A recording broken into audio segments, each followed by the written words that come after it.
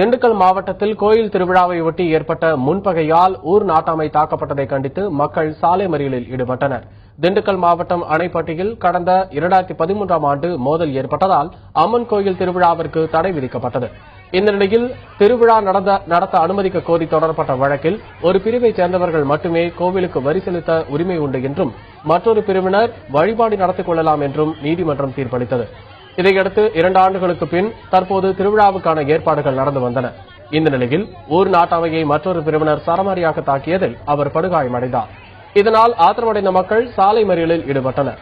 அவர்களுடன் பேச்சுவார்த்தை நடத்த வந்த போலீசாருடன் வாக்குவாதத்தில் ஈடுபட்டதால் அப்பகுதியில் பரபரப்பு ஏற்பட்டது.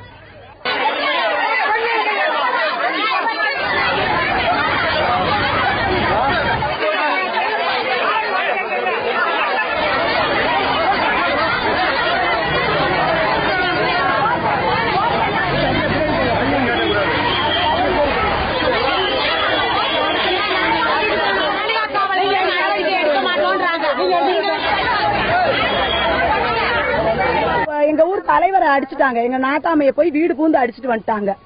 அடிச்சுட்டு வந்த நாங்க திருவிழாவை நிப்பாட்டணும்னு அவங்க முடிவு பண்ணாங்க. நாங்க கோர்ட் ஆர்டரோட வந்தோம். நாங்க சட்டப்படி நடவடிக்கை எடுக்கிறோம். அவங்க அடாவடித்தனமா நடவடிக்கை எடுக்கிறாங்க. வீடு நுழைஞ்சு அடிச்சா நாங்க என்ன பண்ண முடியும்? தாலுகா போலீஸ் எங்களோட ஆர்டரே வாங்க மாட்டாங்க.